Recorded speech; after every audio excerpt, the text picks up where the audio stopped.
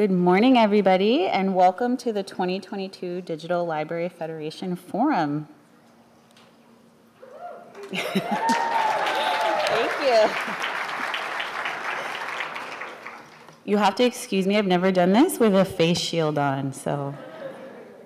My name is Jennifer Ferretti. My pronouns are she, her, hers, and I'm the Digital Library Federation, or DLF, Senior Program Officer at the Council on Library and Information Resources, also known as CLEAR. I'm beyond excited to welcome you to the forum and to my home city of Baltimore, Maryland.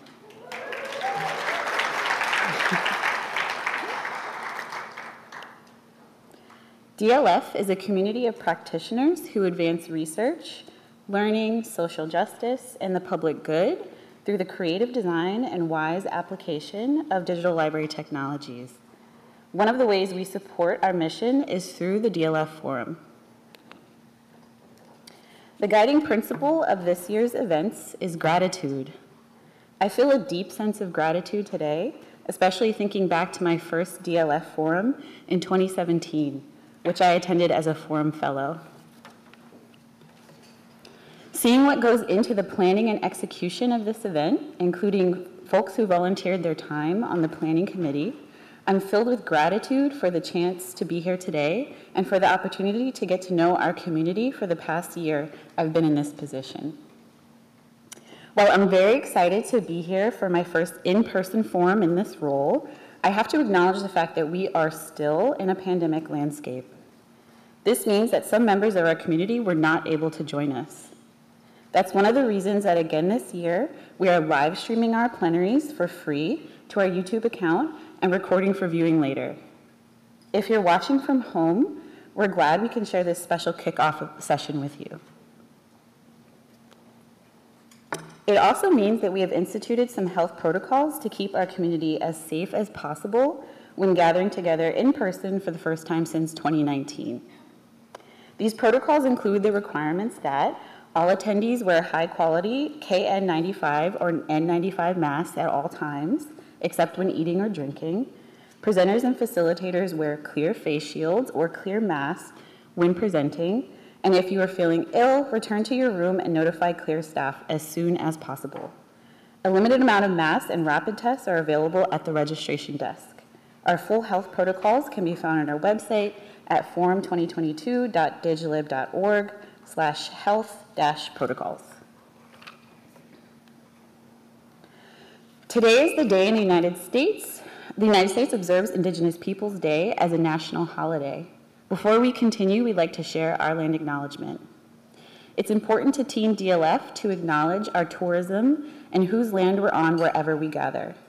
Baltimore is the ancestral unceded territory of the Susquehannock, Nantigo, Nanticoke, and Piscataway peoples, which is still home to many Native American people, including those who belong to the Lumbee, Piscataway, and Cherokee nations. We would like to offer our gratitude to the Indigenous peoples, past and present, who have cared for the lands we're on. As a team, we operate remotely year-round, which is also why we'd like to recognize the impact of the carbon footprint of technologies which disproportionately impacts Indigenous communities. We would also like to acknowledge the free people forcibly kidnapped from Africa who were enslaved on these lands. From the colony's founding in 1634 through 1864, when the state of Maryland abolished slavery, enslaved Africans and African Americans were important in shaping the state's history. At CLEAR, we are reflecting on what it means to make this acknowledgement and the type of action that must follow. In 2021, the DLF Forum and affiliated events were held online, so DLF made a donation to the Rappahannock Tribe of Virginia, where CLEAR headquarters is located, in an effort to exemplify our commitment to beginning the process of interrogating and dismantling the ongoing legacies of settler colonialism. We continue the tradition of land reparations by making a $500 donation to the Cedarville Band of Piscataway Indians, Inc. Their mission is to be a coherent source of empowerment, preservation, and co-creation for Indigenous communities of the Chesapeake region while sharing their unique culture with the world. DLF and CLEAR are happy to support this work. CLEAR's president, Charles Henry, wishes he could have been here with us today and has kindly provided some remarks that I will share with you now. Greetings to all and welcome to the 2022 DLF Forum, this year in the vibrant city of Baltimore. As in years past, the Forum offers a uniquely rich and diversified program schedule ranging across cultural institutions, libraries, archives, museums, community centers encompassing a variety of constituencies, digital technology experts, professional knowledge workers, scholars, students, artists, scientists, and a compelling range of topics including APIs, migration tactics, new knowledge organization tools, national scale curricula, discussions of diversity, justice, literacy, and violence. Building digital libraries in tumultuous Iraq is interweaved with other international efforts and smaller but no less significant and transformation local projects. Taken together, a concerted and collective agenda contributing to the public good. Recently, DLF and CLEAR concluded a year-long planning process that was focused on our strategic advancement, purpose, mission, and values. The values conversation seems especially apt for this forum. We agreed that the following were of special import: reimagination, intentionality, community, and empowerment. Reimagination gives us the strength to take reasonable risks, question existing systems, and rethink our approach as we develop new collaborations, new partners, and align for greater impact. Intentionality requires us to seek out new, diverse voices and perspectives for our programs and initiatives and demands transparency in all of our efforts. Community defines us as part of many communities, always building working collaborations of purpose and practice, and respectfully engaging with others whom we listen and learn. Empowerment inspires us to facilitate access to and stewardship of history and cultural heritage, whether that of an individual or a wider community. We consider education and participation in one's culture fundamental human rights, not perquisite. A coda to our value statement is the mandate to leave the world a better place than we found it. The DLF Forum, now celebrating in person after 2 years of virtual gathering, by all accounts achieves that goal. The tireless work of the many working groups, the gracious and astute leadership of Jennifer Ferretti, and the contributions of all of you present and remotely logged in help reshape our world with rigor, insight, and compassion, imparting a more enlightened, just, and equitable significance. With sincere gratitude, Chuck Henry. And now I'm excited to introduce you to Dr. Sara Mannheimer, who will be moderating today's keynote session. Before I share her bio, I'd like to mention that you can follow along in the shared notes at bit.ly/2022 forum opening, all lowercase. We'll have a Q&A period after this discussion, during which you can come up to the mic and ask questions or add questions to the document, and members of our community committee will come to the mic and ask them for you. Dr. Mannheimer is an associate professor and data librarian at Montana State University, where she helps shape practices and theories for data curation, publication, and preservation. Her research examines the social, ethical, and technical issues of a data-driven world. She is currently working on a book that explores how data curation can enable responsible qualitative data rescue and big social research. Dr. Mannheimer is also a co-leader of the DLF Data and Digital Scholarship Working Group. Please welcome Dr. Sara Mannheimer.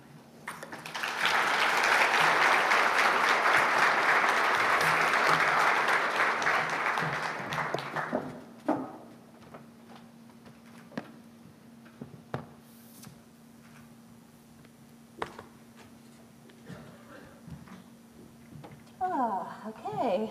Hello, DLF Forum attendees. It's such a pleasure to be here with you at today's forum in Baltimore. And today I'm in conversation with Meredith Broussard and David Nemer. Our keynote will focus on how technology affects society. So who creates technology, who it's designed for, who uses it, how technology benefits to society, and then also how technology can perpetuate bias and inequality. So each of our panelists will give a short talk, and then we'll follow with a conversation and a Q&A with all of you. So first, let me introduce Meredith Broussard. She is a data journalist and associate professor at the Arthur L. Carter Journalism Institute at NYU, New York University. She's also the research director at the NYU Alliance for Public Interest Technology and the author of several books, including Artificial Unintelligence, How Computers Misunderstand the World. And she has a forthcoming book called More Than a Glitch, Confronting Race, Gender, and Ability Bias in Tech. Her academic research focuses on artificial intelligence in investigative reporting and ethical AI, with a particular interest in using data analysis for the social good.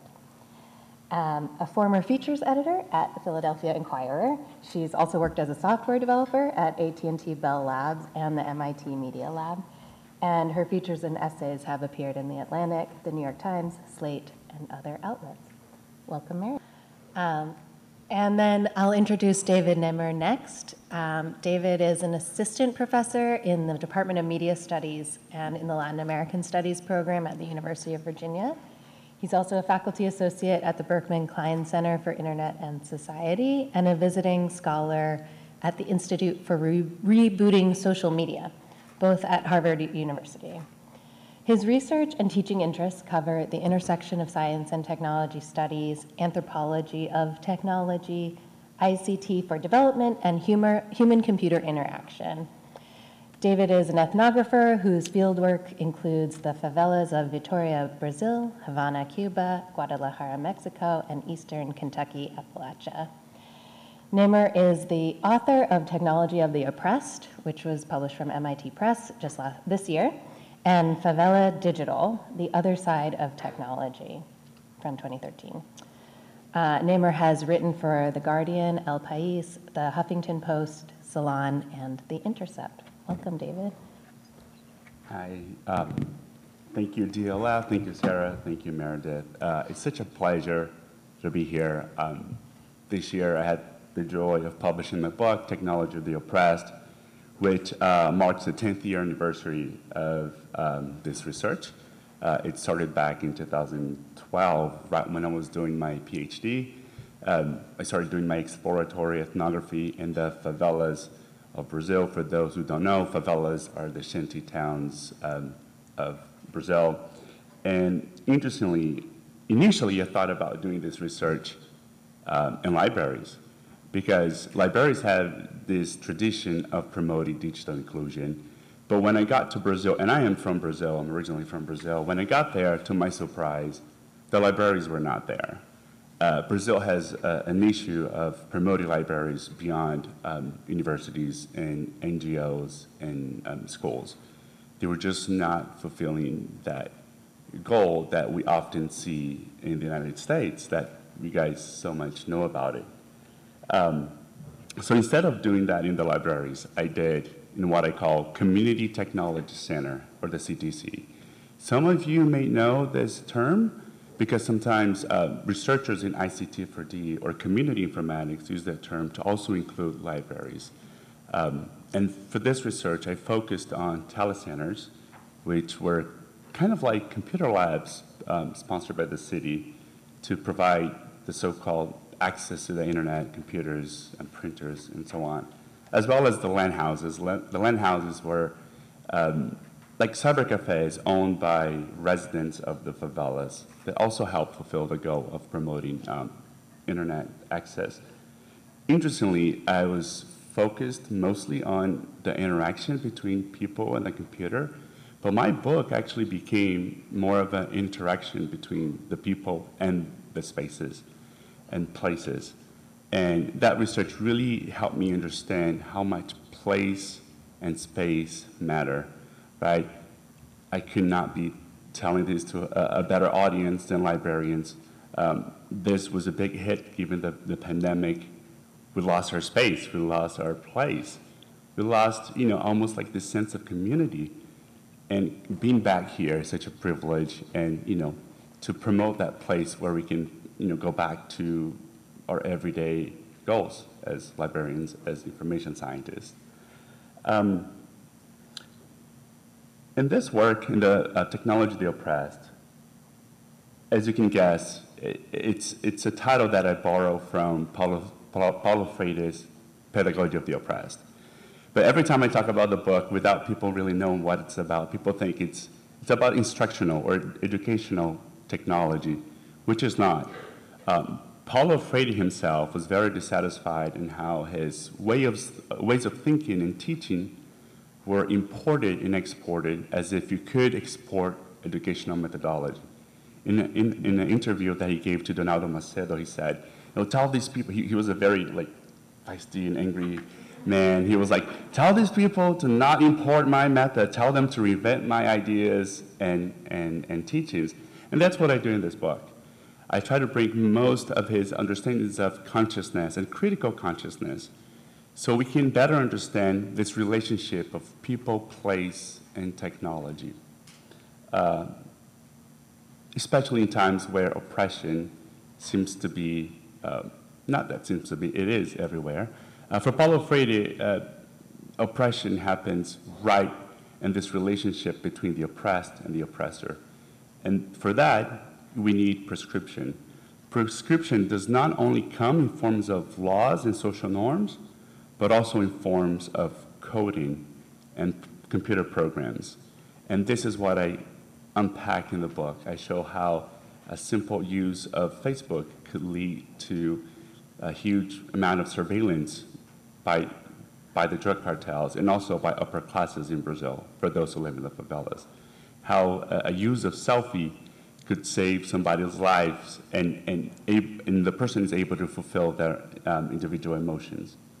I also show how institutional barriers and social norms can really create barriers according to race and gender, how telecentres were mostly coded as a female space, whereas land houses was coded as a male space, and how much that impacted, for example, the ability of girls and teenager girls to play video games, since video games are not available on telecentres.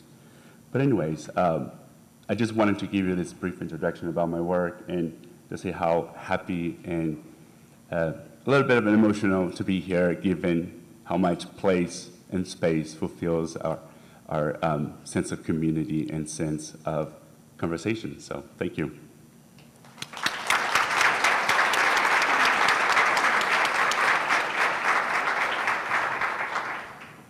Great, so now we'll just have a little bit of conversation between us. I have a few prompts prepared, and we'll also hopefully just have a free-flowing conversation.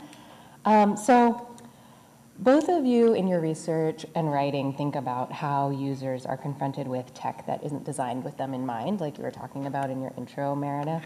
You use the term techno-chauvinism to describe how tech is generally designed, funded, and promoted by wealthy white men in the United States, and this idea is of interest to us, the gallery, library, archive, and community, and museum community. We have some community-built and open-source technologies, but we often use technology that isn't designed specifically by people in our community. So can you tell us more about how these technologies can be both detrimental to user communities, but can also be used creatively to undermine the forces of oppression and reclaim power? Thank you. So the term you mentioned, techno-chauvinism, I should define that first. Techno-chauvinism is the idea that technology is superior, that technological solutions are superior to others. And what I would argue instead is that we should use the right tool for the task. And sometimes the right tool for the task is a computer. I firmly believe that. Nobody wants to go back to the days of the card catalog on the index cards and the Dewey Decimal System. Like, that's not reasonable. My smartphone is essential. I like reading on my iPad. Like, technology is great sometimes.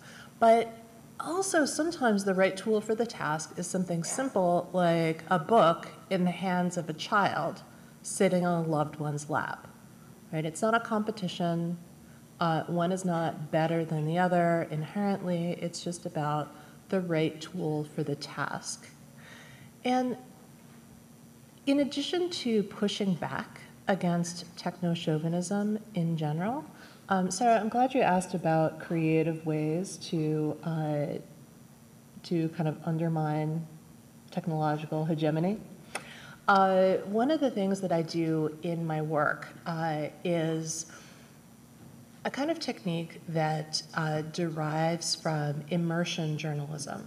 So if you're familiar with the new journalism of the 1960s, when people would do things like go and be a boxer or train with the Detroit Lions in order to write about what it was like to be a professional football player, professional boxer, that evolved or co-evolved into participant ethnography, which maybe David can tell us more about, which is where the ethnographer goes and immerses themselves in a community in order to illuminate what it's like. And the modern version of this is, as I said, immersion journalism. What I do is a kind of immersion journalism for technology, because when I started writing about technology, I had this horrific realization, which is that it's really boring to watch people code. And as a journalist, as a writer, you're always looking for action, right? But people just sitting down and like working all the time is not that interesting to watch from a literary perspective. So I realized I was going to have to put myself into my writing, not because I'm super interesting, but because I am a warm body and I can move through space. So one of the things that I do is I build technology in order to illuminate things about it. One of the things that I'm doing in the new book is I'm looking at the state of the art in AI-based cancer detection. And so I took my own mammograms and ran them through an AI to see if the AI would think that I had breast cancer. And I am pleased to say that I am cancer-free, which is great. But definitely get a mammogram. Like, routine mammograms are super important. So all of that is to say that there are wonderful things that we can do with technology, and we should also push the limits of what we can do with technology, not just for profit, but also to understand what are the baked-in biases, what are the baked-in problems in technology. And can I also complain about something in library technology world? Of course. Okay, so in Overdrive/Libby, I don't know if you know where I'm going to go with this, but I have reached the end of the recommendation systems. So I use them a lot. This has happened on Netflix too, and everything that they recommend for me, I've already read, and I'm so bored with it. And this is not just a me problem. Like, one of the things that I think is important to do in journalism, especially when you run into something that's mildly annoying, like there's this saying in newsrooms that news is something that happened to your editor on their way to work, which is why you have so much in the New York Times about what happens in Montclair, New Jersey. Okay, but I think a really important question for journalists to ask, and also for everyone to ask, is what is this experience like for people who are not me? Right. So I have read all of the things on the first 3 pages of most popular and what's recommended for me in Libby/Overdrive, but I think we can also think about, okay, well, how could these recommender systems surface better recommendations for me? How could I personalize it more? But also, what are our recommender systems doing in general? Are our recommender systems prioritizing a certain type of book?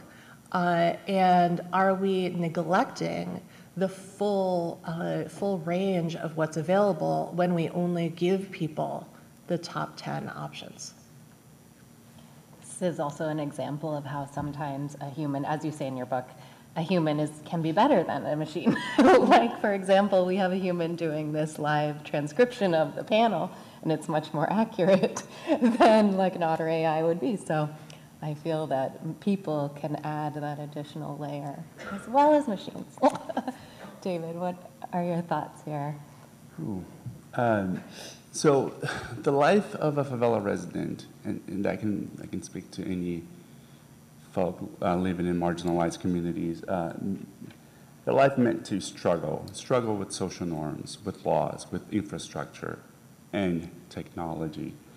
The technology did not come ready for them.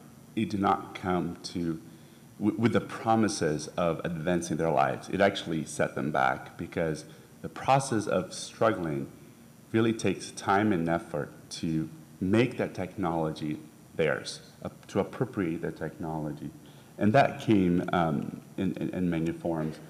For example, Facebook, when they signed up for Facebook, the settings were set on default that everything, all the posts were public. And in a place where you face heavy surveillance, for example, from drug cartels, you don't want to be heard and read by the wrong people or having your stuff misinterpreted, right? And the settings are very complicated and overwhelming. They didn't understand. I still don't understand how to mess around with the settings of Facebook, and I'm glad that Facebook is going away, I hope. And that was dangerous. And interestingly, they found ways around it. So they would create Facebook groups where they could privately discuss things. And one of the things that really called my attention was, given the heavy presence of the evangelical churches in the favelas, speaking about feminism or things around feminism was taboo. Like, the girls couldn't talk about condoms, pregnancy, abortion, was death sentence right there. But they did find on Facebook ways to educate themselves and find resources about these topics that they couldn't even talk to their moms, for example. So Facebook groups worked as this way of appropriating and make that technology their own. Before Facebook, they were on Orkut. Orkut was this social networking site that was developed by a Google developer. It was meant for the American market. It didn't catch here. It was only popular in Brazil and India.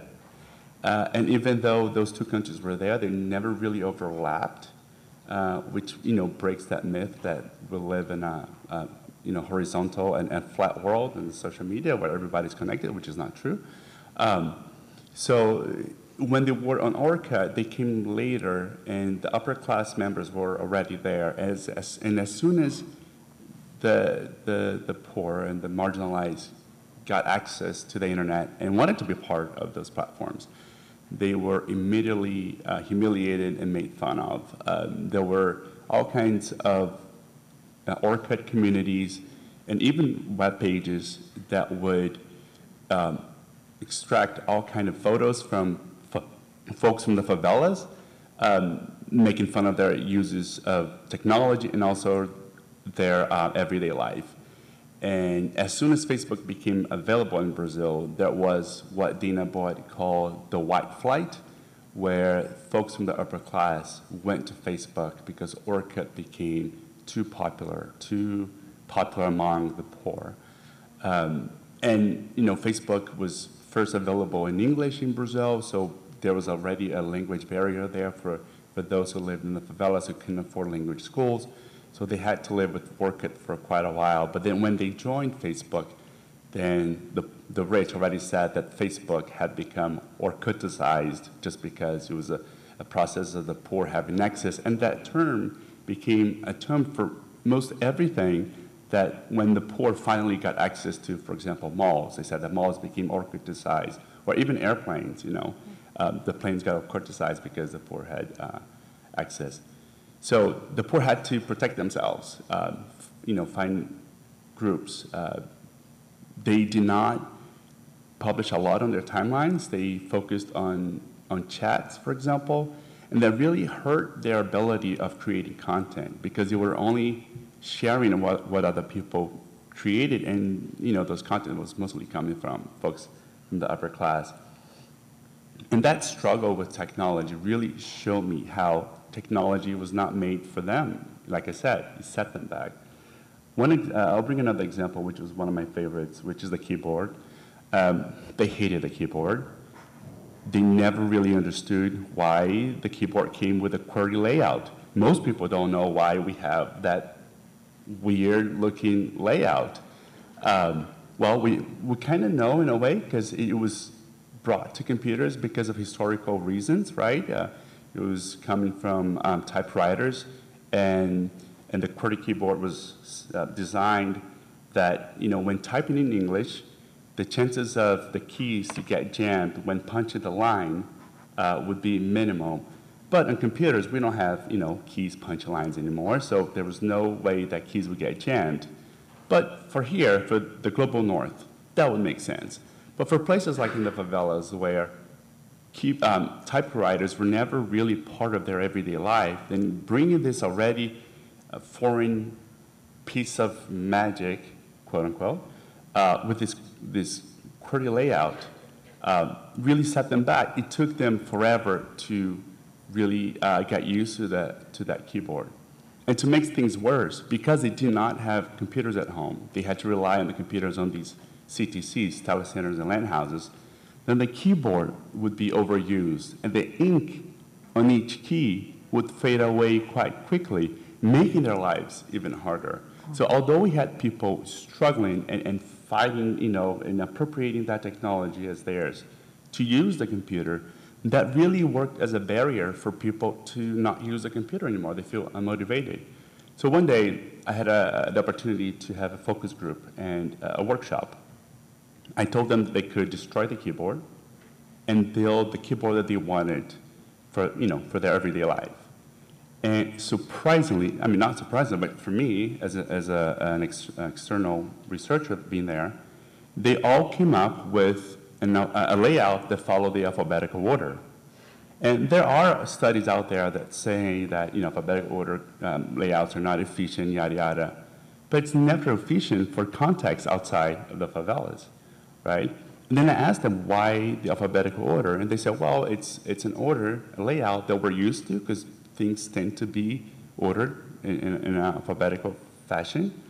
And also because the ink on the keys fade away so quickly, so if, for example, there's a key without the ink on it, anything printed on it, between an A and a C, I can guess that that's a B. So that makes my life easier.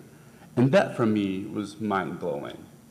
Because it's such a subtle difference, but which makes a huge difference in their lives.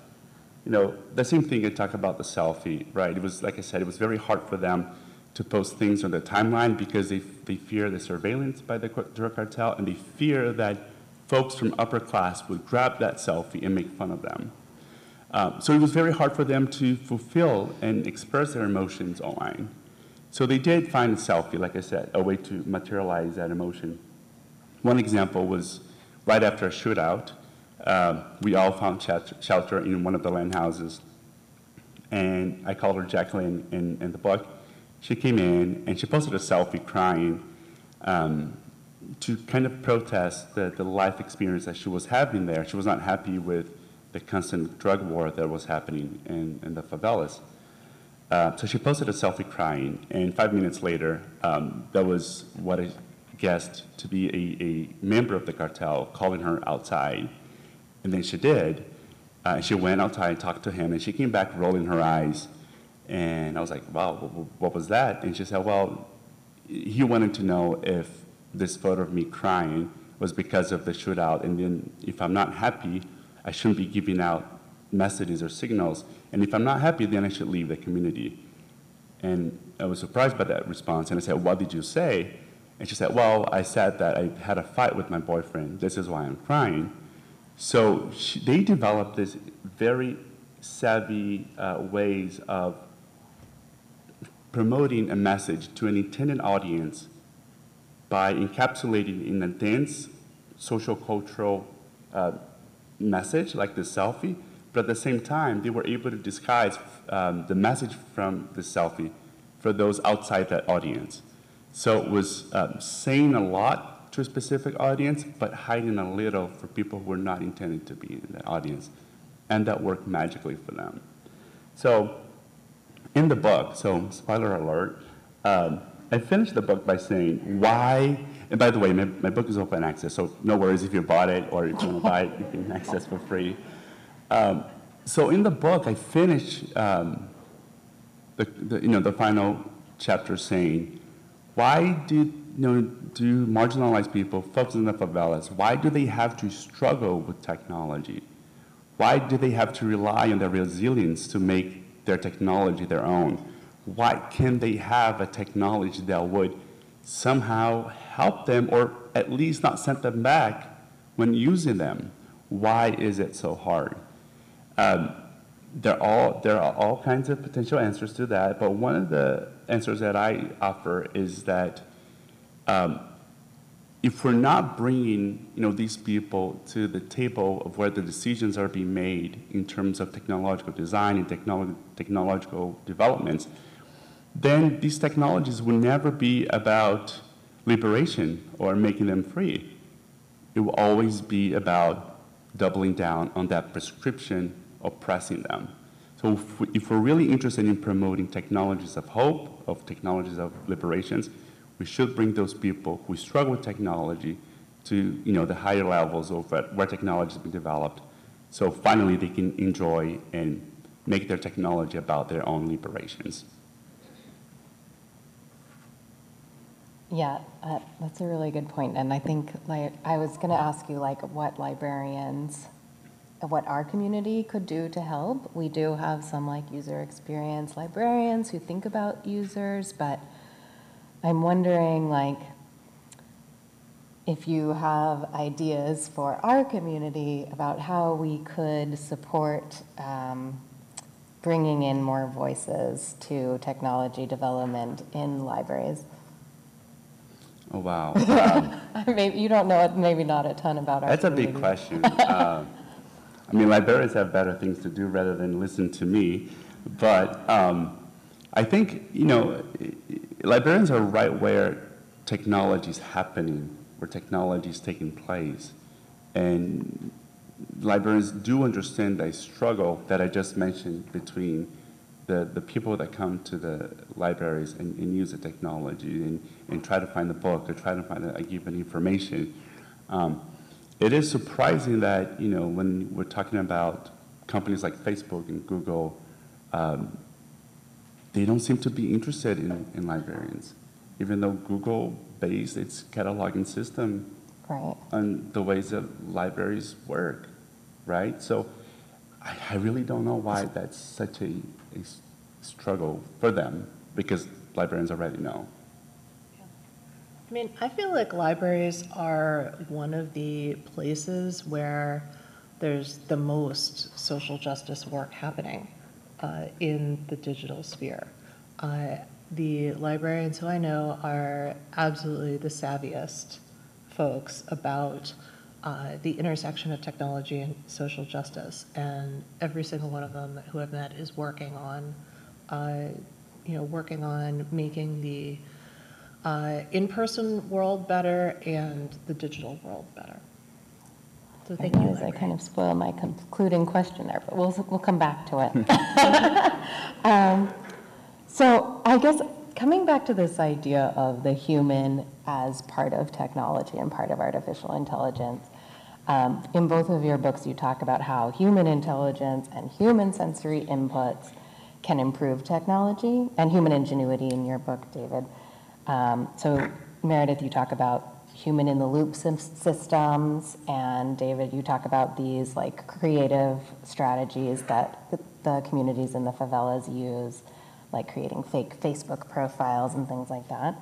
How can we further engage humans in technology development and technology use in a way that can make tech more inclusive? So this is kind of a hard question. I think that when I talk about human in the loop systems, which are differentiated from autonomous systems, because in an autonomous system, the computer is totally in charge, it works seamlessly without any human intervention, and a human in the loop system is one where the human is an integral part of the system. And people sometimes say, well, you know, humans are just as biased as computers, and how can it be better if it is just a human system? Like, aren't humans racist and biased as well? You know, and I say, well, it's not about one or the other. I would rather see us designing systems that use the best of each. So, for example, I don't think it's a good idea to replace journalists with computers, right? We have automated writing systems. They're really good for things like, you know, stock earnings reports. So Bloomberg uses a lot of automated writing. The Associated Press uses automated writing systems, natural language generation systems, in order to report on routine stories like Little League games or, again, stock earning reports. And this works because every earnings report story is basically the same. So what they do is they write kind of a template. Do you remember playing Mad Libs when you were a kid? Okay, so these natural language generation systems are basically really complicated Mad Libs. You write a template and you have a couple of places where you can use synonyms. And then when the earnings report comes out, it comes out in the form of structured data. That structured data gets plugged into the pre-written template, and they pick things like the stock, and you can pick went up or went down or went up dramatically or fell dramatically. So when you look at a lot of these things, you notice that they're written exactly the same way. But if you're only reading one of them, you know, if you're only looking at the earnings for McCormick Spices, then it's nice to have it written in a human digestible form, right?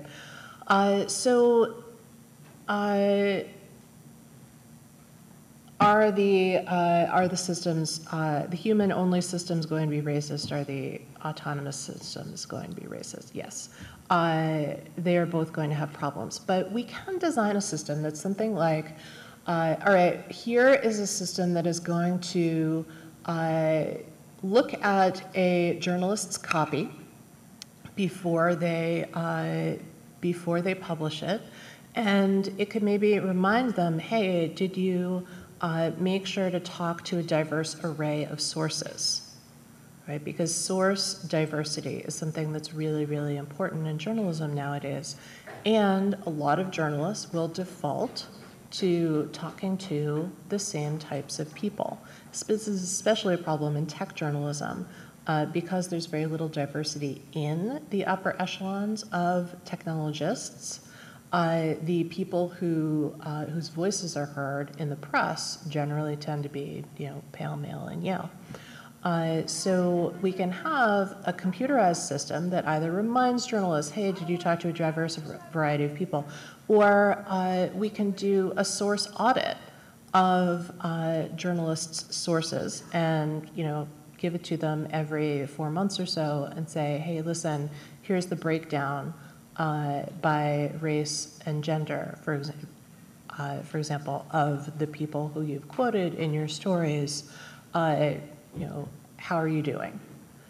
Because most people, when they do a source audit like this, kind of realize, oh yeah, I need to incorporate a lot more diversity into my into what I'm doing. So I'm really interested in building systems that leverage the best of what humans are capable of and what computers are capable of. And computers are, it's very important to remember, computers are machines that do math. Like, we tend to anthropomorphize them, especially when we do things like, you know, get really attached to our phones and like sleep with them and, you know, cuddle them and spend more time with them than we do with our, you know, with our human families. But that is one of the wonderful things that makes us human, is our tendency to anthropomorphize things. And we need to realize when we're doing that and not get too attached to these machines that do math, because not everything should be turned into math. Wow, thank you, Meredith. That really makes me think about how like machines have become anthropomorphized, and like how that is pushing us to be more like machine in ways, right? But going back to your question, Sarah, well, we seem to be in a sort of a technological quote-unquote crisis because every tech, every app out there comes with this mindset that it has to be scaled up. It has to be globally available. It has to serve the whole world. But that app, that technology is being developed in Silicon Valley, where white men over there are thinking about how the rest of the world should use that technology. Thus, the struggle of people in the favelas, for example, for using that technology, right?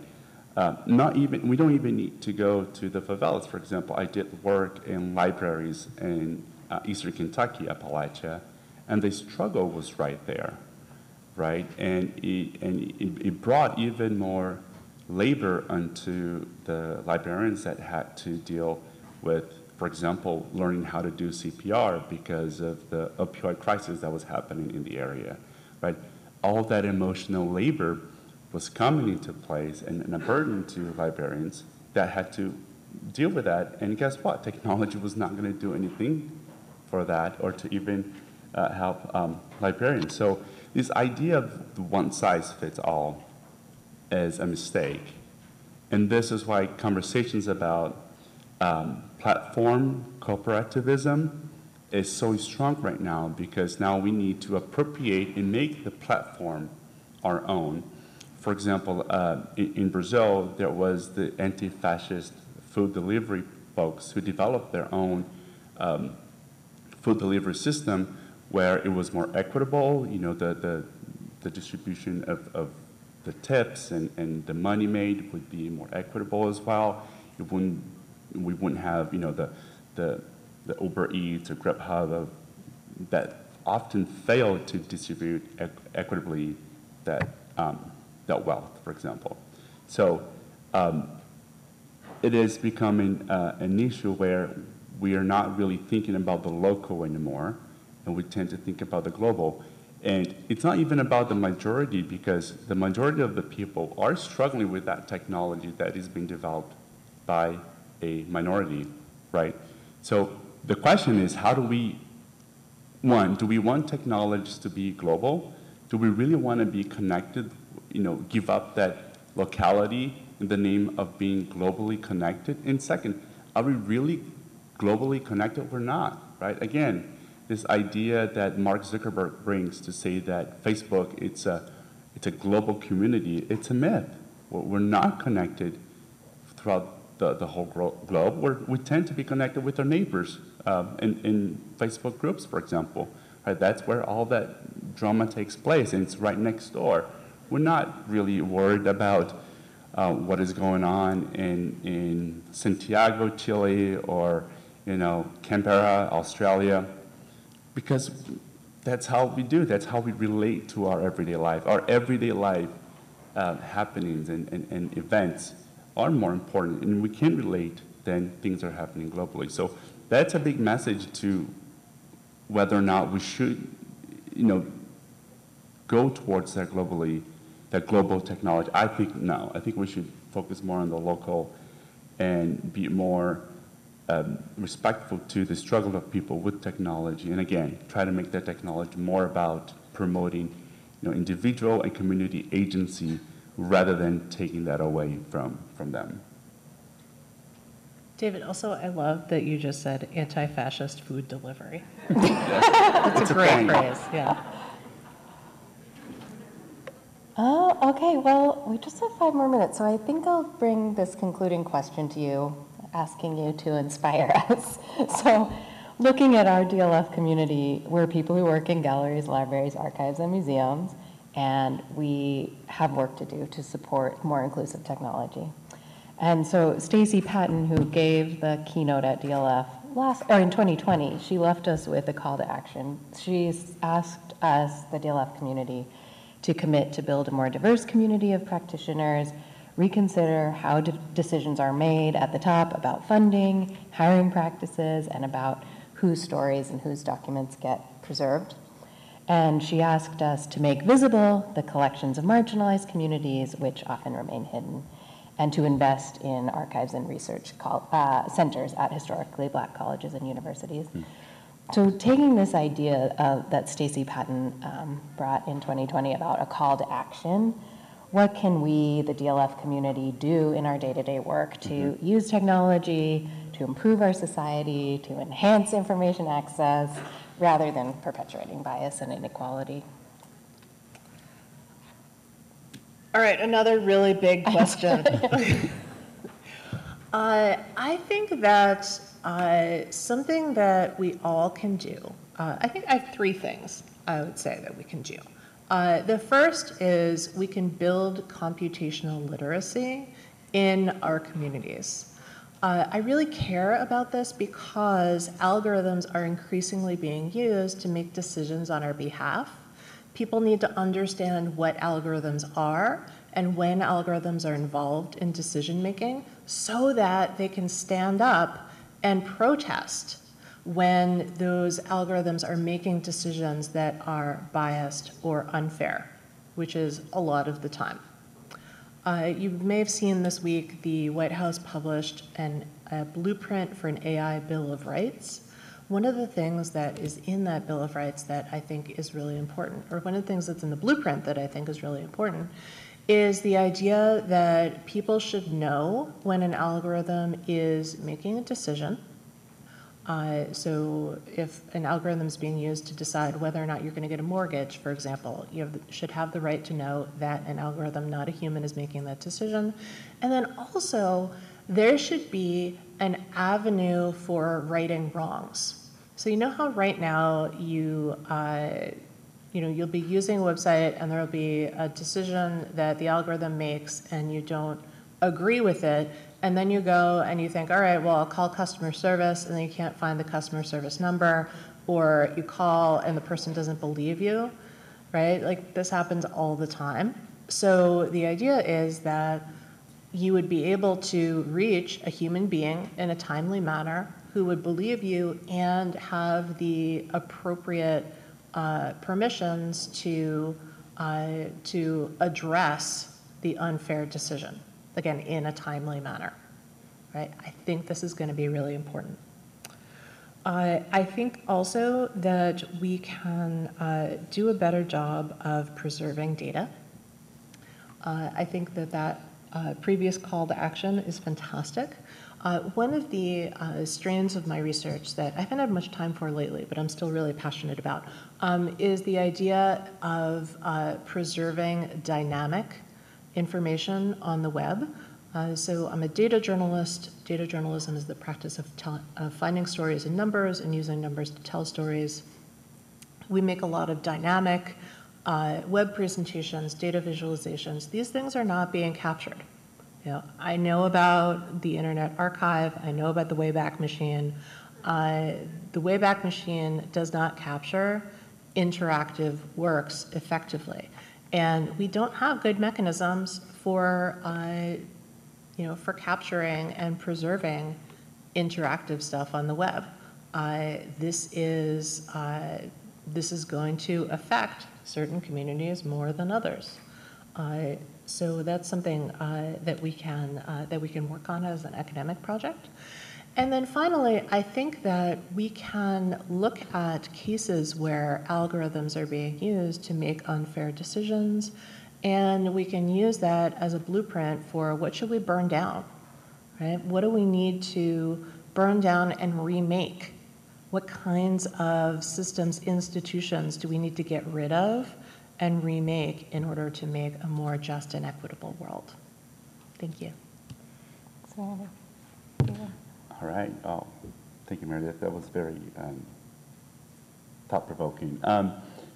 So throughout my book, like I said, I talk about the CTCs, the telecenters and land houses, and the insights, the findings, and everything that happened in those places can be almost immediately translated to libraries around the world.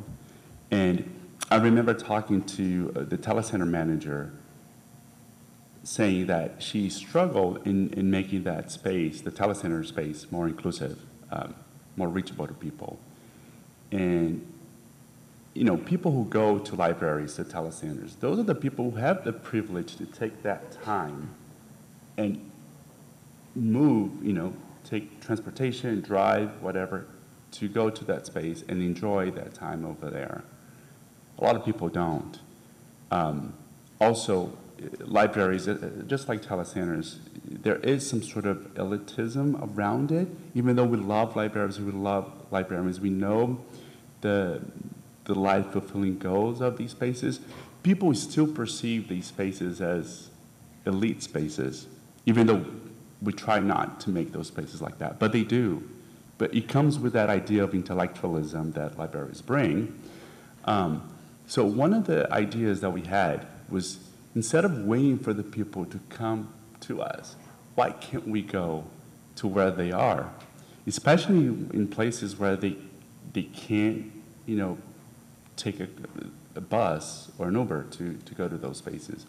So the telecentres decided to bring a van with computers to places where people didn't have any idea that these places existed.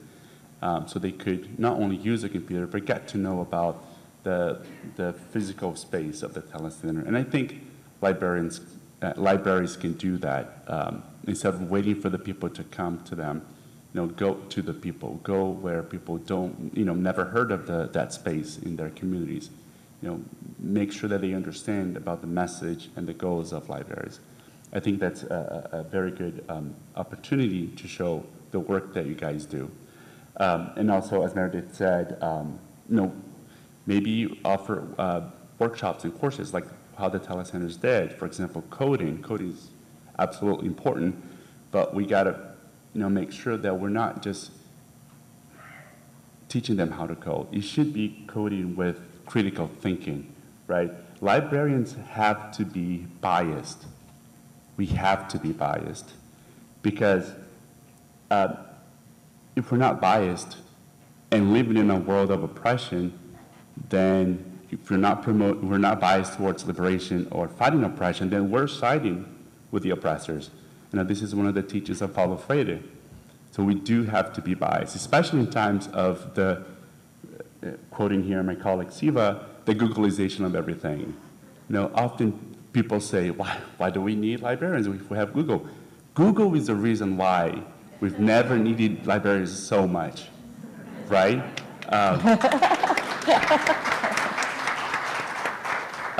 For example, the great work of Safiya Noble of Algorithms of Oppression, she showed if you Google black women on Google, you got those horrific results. And very biased, but it's biased towards oppression such as classism, racism, and sexism.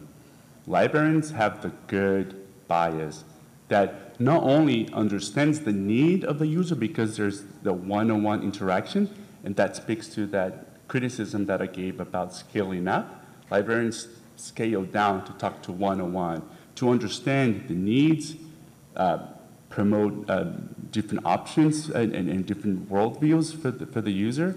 And I think that's where the secret is for these computer systems if we were to think about equitable systems. Again, why aren't Google and Facebook and Meta, whatever, not talking to librarians, right? Is it because you guys are not profit moving? Is it because you have a better ideal rather than making profit? Maybe that could be part of the answer. But the reason is you're not ashamed of being biased because your bias certainly help us build a better world, especially in times where technology is becoming part of our everyday life. So I'll thank you for all the work you do. Thank you, guys.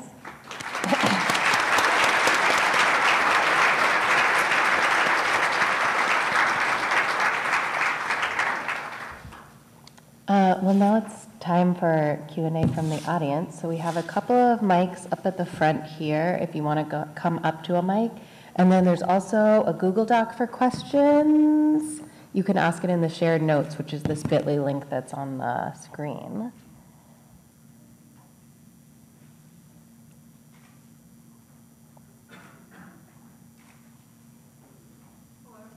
Hi. Not quite. Get closer.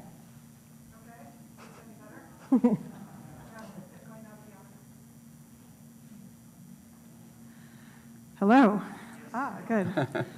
Hi, I'm Carol Castle from NYU, and I wanted to just say, Meredith, that you are a celebrity, and it's an honor to be here with you. Thank you. And I guess my question is to all of you, which is, you know, it's funny because you just mentioned Safiya Noble, and I just went and looked up her talk from 2015, which was right here at DLF Forum, and because I was trying to think, well, have we made any progress? You know, is it still the same as it always was? But in fact, I did a couple of the searches that I had done back then, and they were way better. You know, you can try it, Black girls, Asian girls.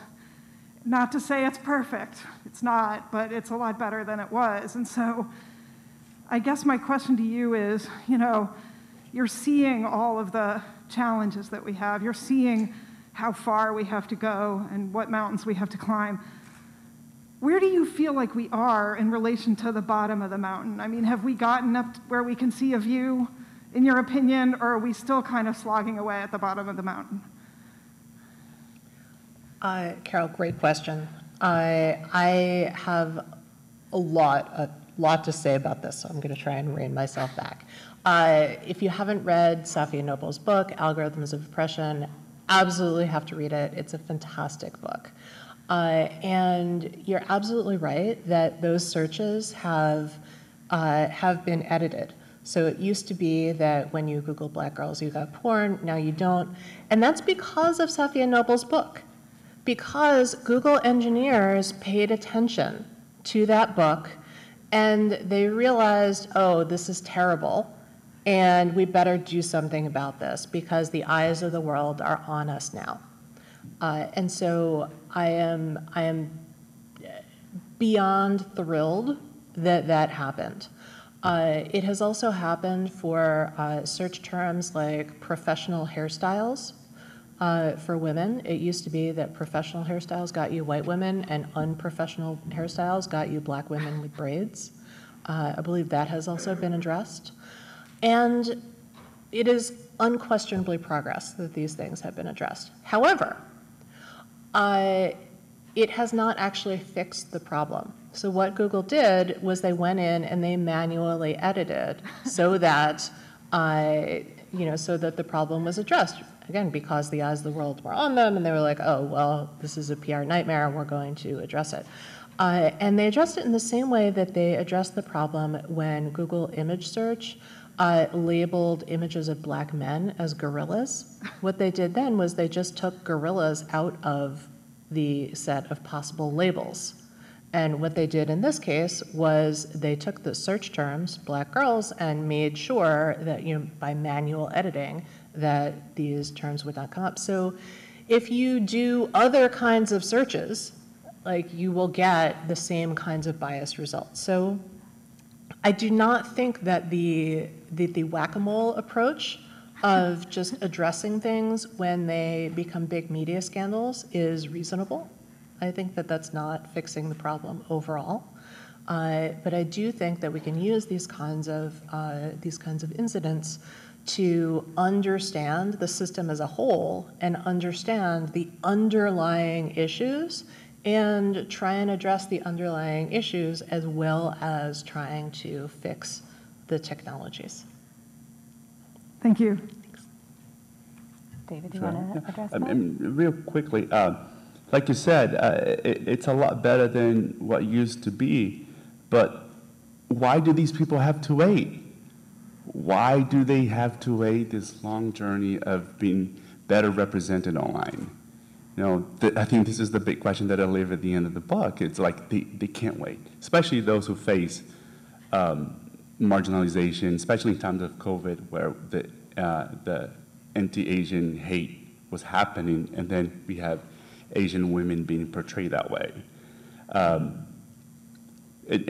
where we are in the mountain, well, we're certainly better technically, but socially we're not. Oppression has been doubling down on this system, so we're not better off compared to decades ago. And one way of looking at it is Sophia Noble's book, but also Virginia Eubanks, Automating Inequality. It's a great book. And she really shows how like these flaws are not really glitches, they are features, all done by design to be there. So we need to be more critical, speak louder, and hope that they will listen, because unfortunately they have become the most powerful companies in the world. So a way to break into that way of profiting off of these acts of oppression, it's the challenge. So PR is a good way. So it's the real challenge here, I see. Oh, I should also mention another book. We're in the book recommendation section of our talk now. Okay, Ruha Benjamin's new book, Viral Justice, is coming out this month. And I think it's going to, I think it's just going to be a blockbuster in thinking about how do we design the world that we want. On the list of books about technology and social justice, I mean, of course, I'm going to put More Than a Glitch up at the top. I would also recommend Charlton McElwain's Black Software. Automating Inequality is amazing. Technically Wrong is another one. And Simone Brown's book.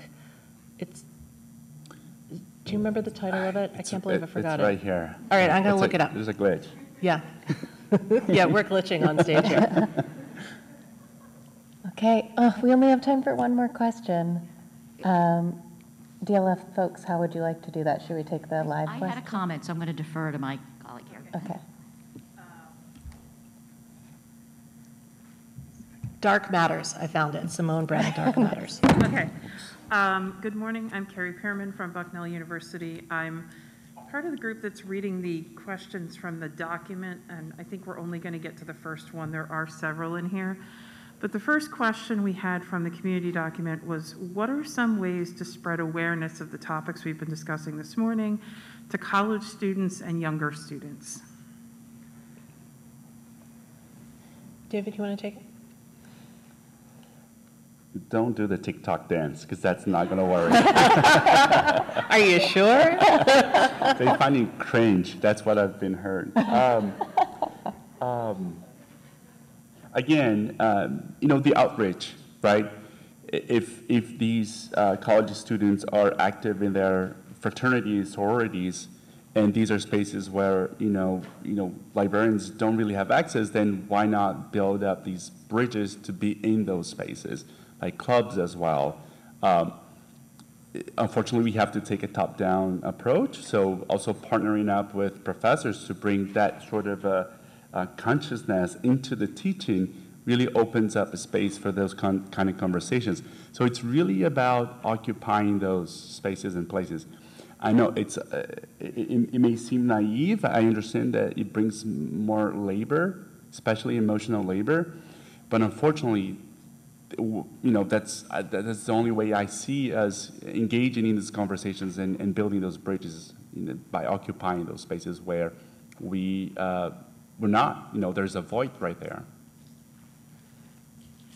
Yeah, I think occupying those spaces is a great strategy. I love library workshops for people of all ages, but especially for kids. I love kinetic learning opportunities. So I'm a visiting scholar this year at a school outside Philadelphia called the Agnes Irwin School. And the fellowship is about diversity, equity, inclusion, belonging, and also about my work about technology and about understanding technology. And so one of the challenges is we've been designing these experiences for the kids, and it's a K through 12 school. And so I've been thinking about, okay, how do you design experiences differently for kindergartners versus for kids who are seniors in high school, and what are their attitudes? Where are their heads? For the younger ones, you want to do something that's more kinetic and has like one big idea. And for the older students, like you do something that's more cerebral, Unfortunately, I can't do a TikTok dance, I've just learned. But that was totally on the table as a possibility, and I crossed that off. But doing all of the wonderful things that you do already as librarians in terms of outreach to the community and gearing things to the age and the interests of the people who you're trying to reach is fantastic. And then embedding knowledge of the kind we've talked about today, of the kind that is being talked about at the DLF Forum in general. Spread the word, it's getting out there, and you're doing a great job. Well, thank you so much, Meredith and David. This has been a great conversation. Yeah, let's have another round of applause. Thank you. Thank you. Thank you, Sarah. Thank you, Sarah.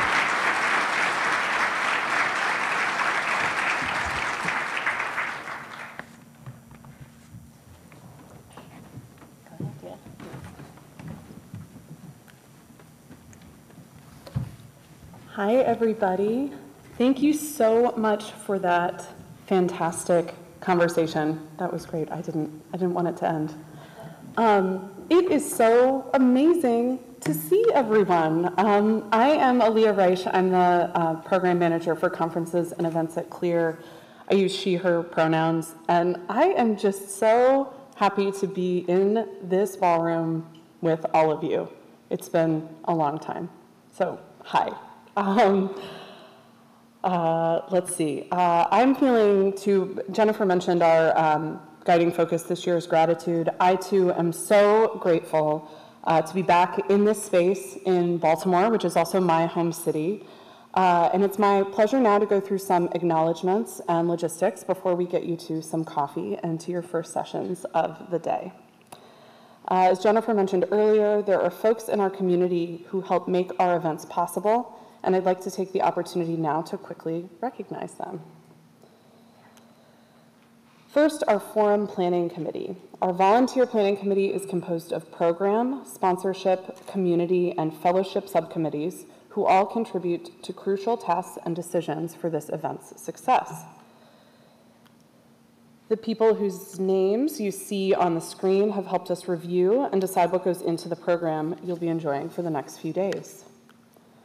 They've helped us secure forum sponsorships that bring us things like our meals, lanyards, fellowships, swag, and so much more. They created a local guide and helped us plan social and wellness events to keep this conference balanced, inclusive, and fun. They performed an accessibility audit here at the hotel to share key info with all of you. They helped us determine our Forum Fellowship recipients, of whom we have 9 from 8 states here with us today. Suffice it to say, this event would not happen without our planning committee. Planning committee members, please stand as you're able for a round of applause.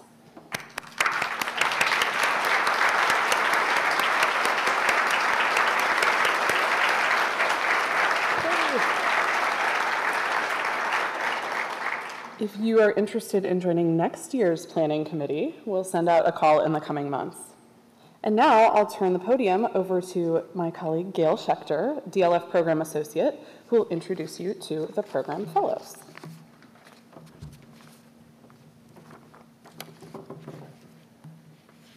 Thank you, Aliya. I'm Gayle Schechter, she, hers pronouns, and it's my privilege to introduce you to our fellows.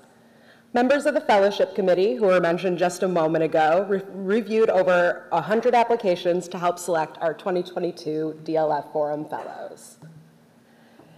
The categories of entry for this year's fellowships included workers or alumni of historically Black colleges or universities, workers or alumni of tribal colleges or universities, current students or recent graduates, public library workers, and folks engaged with grassroots archives or cultural heritage organizations. We're also excited to welcome our second cohort of Authenticity Project Fellows and Mentors to the events this year. The names you see on screen are the fellows of the program. The Authenticity Project, hosted jointly by the HBCU Library Alliance and CLEAR DLF, is an IMLS-funded mentoring and professional development program for library workers from historically Black colleges and universities.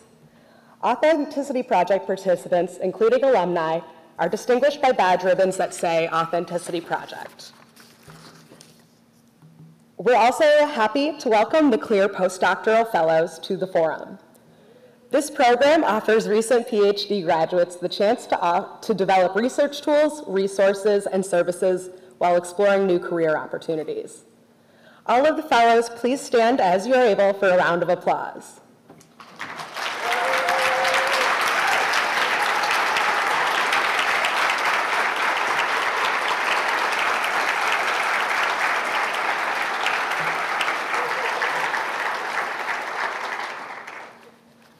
Thank you, and welcome to all of the fellows and all alumni of fellowship programs. And now I'd like to invite Kelly Farrell, sponsorship coordinator, to the podium.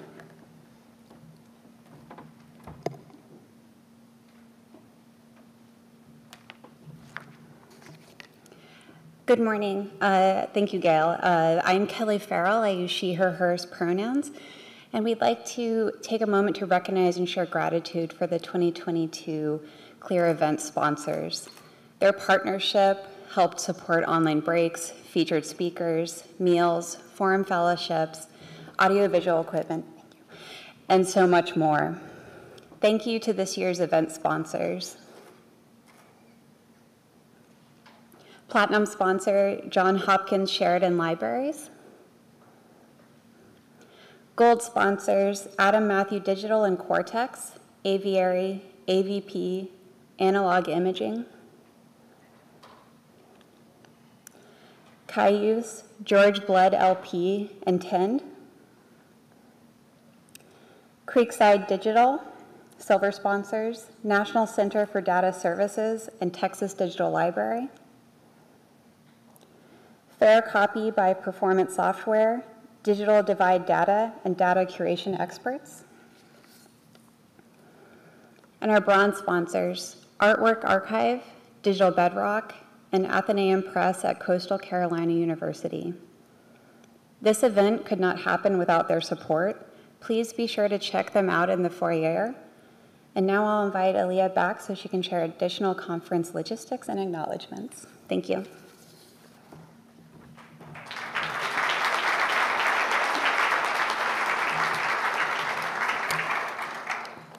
Thanks, Kelly.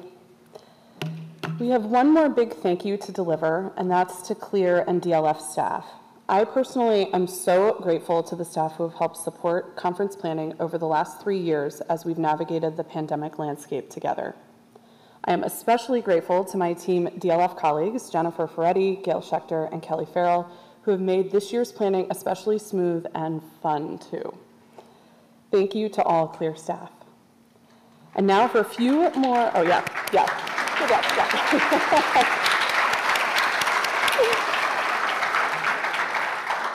Okay, now for a few more logistics, and then we'll get you to some more coffee.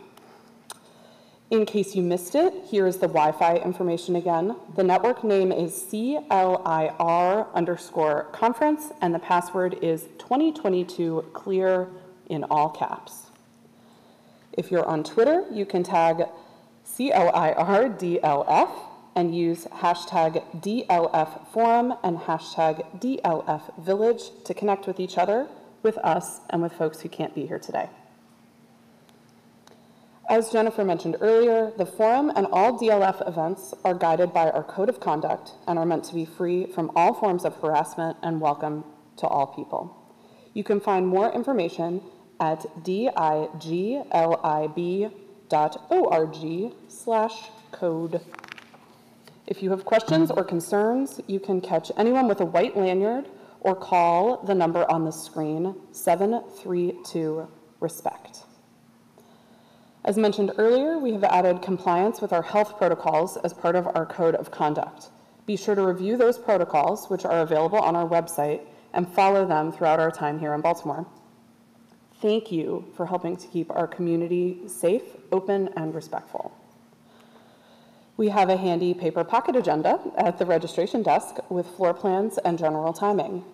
All sessions with descriptions and locations can be found at CLIR events 2022.sched.com. This link and the next few can be found in the pocket agenda. We encourage shared note-taking at all of our sessions. Head to bit.ly/2022CLIR, click the forum folder, and navigate to any session via date and session number. We've asked all presenters to make their slides and materials available in our online repository, which can be found at osf.io/meetings/DLF2022.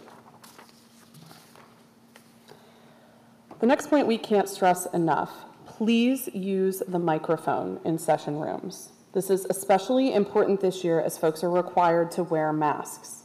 Each room is equipped with a mic for presenters and a mic for questions. No matter how loud you think your voice might be, using the mic will help even fully hearing folks catch all the details of your presentations and questions.